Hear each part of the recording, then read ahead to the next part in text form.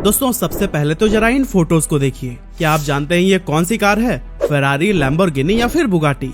नहीं दोस्तों, ये है भारत की पहली सुपर कार DC अवंती, जिसे साल 2012 में दिल्ली ऑटो एक्सपो के दौरान सदी के महानायक कहे जाने वाले अमिताभ बच्चन के द्वारा लॉन्च किया गया था। 30 लाख की कीमत वाली इस सुपर कार को दिलीप छाबड़िया ने डिजाइन किया था और इसकी top speed 200 kilometre per hour से भी ज्यादा की थी। लेकिन अफसोस की बात यह है कि साल 2015 में जब इसे बेचने के लिए मार्केट में उतारा गया, तब यह सुपर कार ब्रांड अगले 5 सालों में महज 127 कार ही बेच पाया और थक हार कर इसके प्रोडक्शन पर रोक लगानी पड़ गई। अब दोस्तों, जिस मार्केट को ऑडी, फेरारी और लैम्बोर्गिनी जैसे ब्रांड्स डोमिनेट करते हो, वहाँ किसी भी नए प्लेयर के एंटर होने के साथ ही उसके दिवालिया होने की भी जर्नी शुरू हो जाती है। लेकिन दोस्तों, अब सवाल उठता है कि जिस इंडियन मार्केट में टाटा, महिंद्रा और मारुति सुजुकी जैसे बड़े कार ब्रांड्स हो, वहाँ हम लोगों को अभी तक कोई भी सुपर कार क्यों नहीं मिल पाई, और वो कौन से रीजंस हैं जो कि महिंद्रा को भारत की पहली सक्सेसफुल सुपर कार कंपनी बनाने के रेस में सबसे आगे खड़ा करते हैं। सब कुछ डिटेल में जानेंगे आज के इस वीडियो में।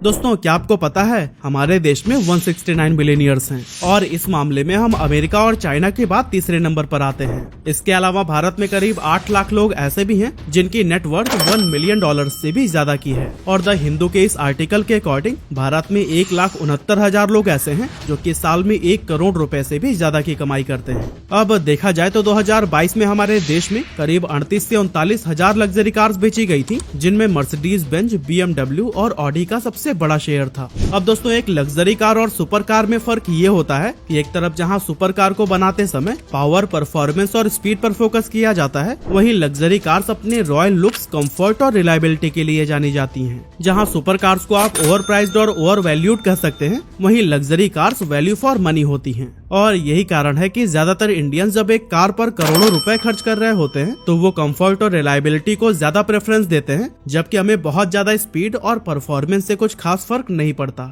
और हाँ, एक सुपर कार को बनाने में डिजाइन, इंजीनियरिंग और मैन्युफैक्चरिंग की हाईएस्ट लेवल एक्सपर्टीज चाहिए होती है, जिसकी कमी हमारे देश की ऑटोमोबाइल मैन्युफैक्चरिंग इंडस्ट्री में साफ तौर पर देखने को मिलती है।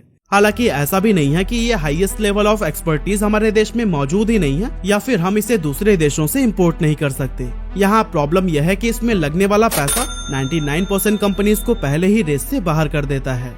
सुपर कार्स को बनाने के लिए रिसर्च एंड डेवलपमेंट पर पानी की तरह पैसा बहाना पड़ता है, लेकिन जब आप इसके रिटर्न्स को देखेंगे तो शायद वो उतने अच्छे नजर नहीं आते हैं। अब इंडियन सुपर कार ब्रांड्स को साइड में रखकर अगर हम दूसरे देशों से भारत में बिजनेस करने आए ग्लोबल ब्रांड्स को भी देखें, तो भारत का मार्केट उनके लिए बहुत प्रॉब्लम वाला हो जाता है, क्योंकि भारत में इन सुपर कार्स पर कस्टम ड्यूटी और इम्पोर्ट टैक्सेस इतने हाई लगते हैं कि मार्केट में उतारने के पहले ही इनकी कीमत 1 से 2 करोड़ रुपए तक बढ़ जाती है। इसके बाद भी इनके रजिस्ट्रेशन, इंश्योरेंस और मेंटेनेंस पर भी लोगों को अच्छा खासा पैसा उड़ाना पड़ जाता है। अब अगर मेंटेनेंस की बात चली रही है तो फिर आपको पता ही होगा कि सुपर कार्स को नॉर्मल कार्स के कंपैरिजन में काफी ज्यादा मेंटेनेंस की रिक्वायरमेंट होती है और ये इंडियन ओनर्स के लिए बहुत महंगा सौदा हो जाता है, क्योंकि भारत में सुपर कार कंपनीज के ना तो प्रॉपर सर्विस सेंटर्स हैं और न ही नुक्कड़ पर दुकान लगाने वाले लोकल मैकेनिक इसे रिपेयर कर पाते हैं। स्पेयर पार्ट्स और स्पेशलाइज्ड मशीन्स को तो अक्सर दूसरे शहर या फिर कई बार तो दूसरे देशों से भी मंगाना पड़ जाता है, जो कि समय और पैसे दोनों के बर्बादी की वजह बनती है।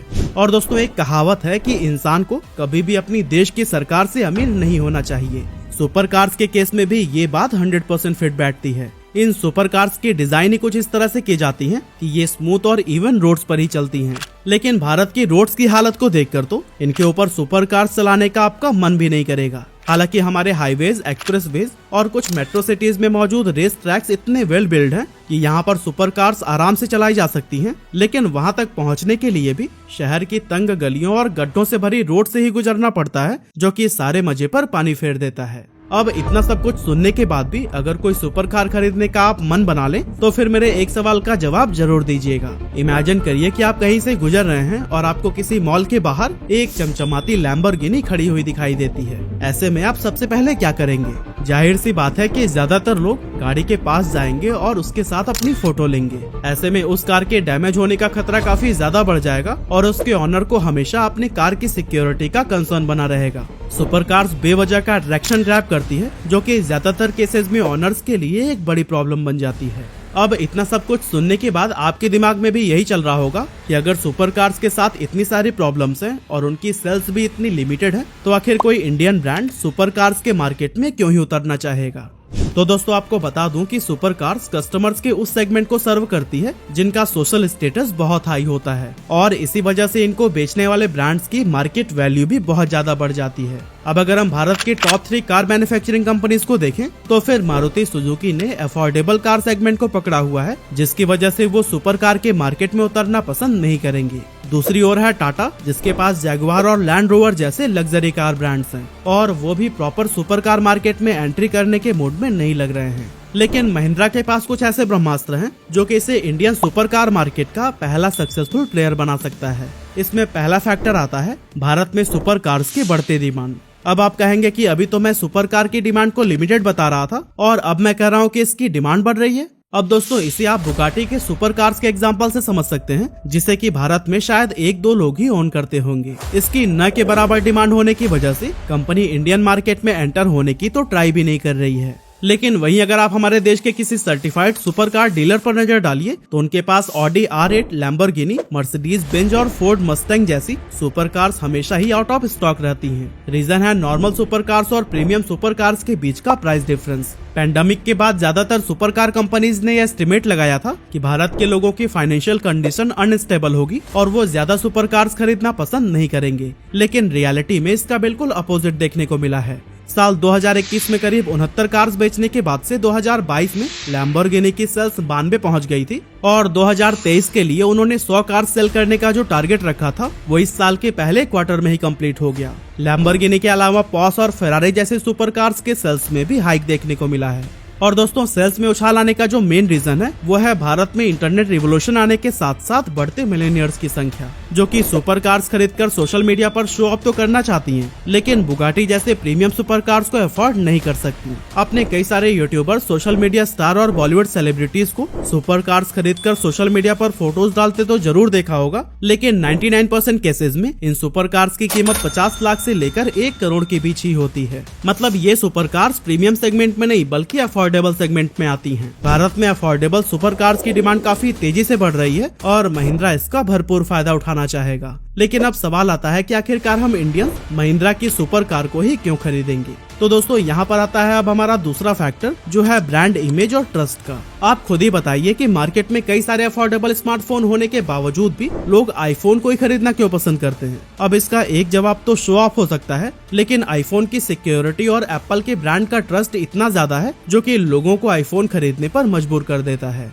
अब जब आप महिंद्रा का नाम सुनते हैं तो आपके मन में ट्रस्ट, पावर और सिक्योरिटी की फीलिंग आती है, क्योंकि हमारे देश में ये कंपनी इंडियन आर्मी के व्हीकल्स भी मैन्युफैक्चर कर रही है और महिंद्रा थार जैसे कार से ऑफ रोडिंग में भी धमाल मचा रही है। मतलब कि महिंद्रा के पास वो ब्रांड इमेज और ट्रस्ट पहले से ही मौजूद है, जिसके लिए नई कंपनीज को सालों खर्च करने पड़ते हैं, और ये उन्हें मार्केट में स्टैंड आउट करने में बहुत मददगार साबित होगा। पिछले करीब 10 सालों में महिंद्रा के द्वारा लिए गए कई सारे फैसले इस बात की ओर इशारा करते हैं कि जल्द ही महिंद्रा सुपर कार्स के भी मार्केट में कूदने वाला है। साल 2012 में उन्होंने ऑस्टन मार्टिन को एक्वायर करने की सिफारिश की थी, लेकिन उस समय वो फेल हो गए थे। पर साल 2015 में उन्होंने Italian car design firm Pininfarina को 1240 करोड़ रुपए में सक्सेसफुली एक्वायर कर लिया। ये कंपनी फेरारी, रोल्स रॉयस और कैडिलैक जैसी आइकॉनिक ब्रांड के लिए भी कार डिजाइन कर चुकी है और ये महिंद्रा के सक्सेस में भी इम्पोर्टेंट रोल प्ले कर सकती है। अब दोस्तों आप में से बहुत ही कम लोग जानते होंगे कि महिंद्रा के पास एक मोटर रेसिंग टीम भी है जो कि यूनाइटेड किंगडम के बैनबरी में बेस्ड है और साल 2014 से ही फॉर्मूला ई चैंपियनशिप में पार्टिसिपेट कर रही है।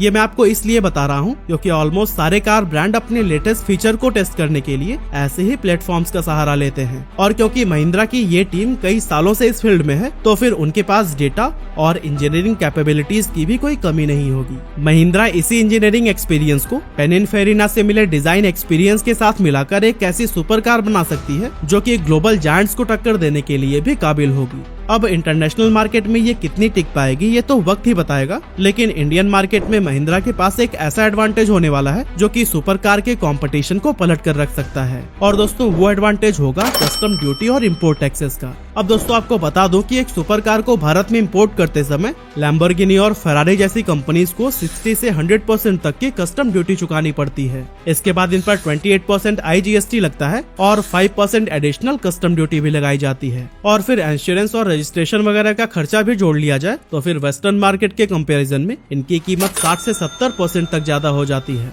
और इसी वजह से विदेशी सुपर कार ब्रांड्स की कार्स इंडियन मार्केट में ज्यादा सेल्स नहीं कर पाती। लेकिन अगर महिंद्रा इन कार्स को भारत में ही बनाता है तो ये कस्टम ड्यूटी से बच जाएंगी और महिंद्रा की सुपर कार्स दूसरे ब्रांड्स के कंपैरिजन में इतनी अफोर्डेबल हो जाएंगी कि हम भारतीय इन्हें ही प्रेफर करने लगेंगे।